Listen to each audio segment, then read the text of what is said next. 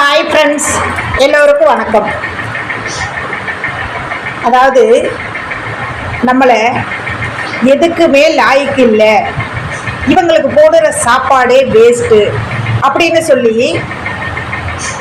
தூரமாக தூக்கி வீசுகிறாங்க இல்லையா.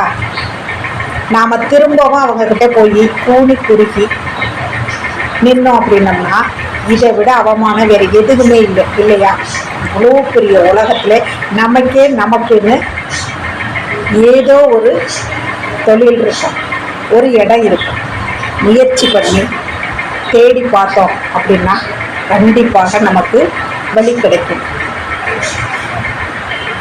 நிறைய வெற்றியாளர்கள்லாம் ஒரு காலத்தில் சிலரால் புறக்கணிக்கப்பட்டவர்கள். ஒரு நாளும் அவங்க மனம் தளரல. இப்படி செஞ்சுட்டாங்களே அப்படின்னு சொல்லி தேம்பி தேம்பி அளவும் இல்லை. அவங்களுடைய வாழ்க்கைக்கான பாதையை அவங்களே உண்டாக்குனாங்க.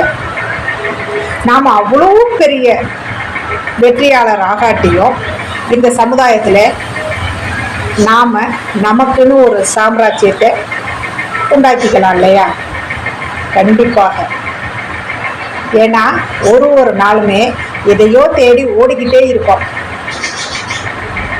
அப்படி இருக்கும்போது நாம் ஏன் கவலைப்படணும்?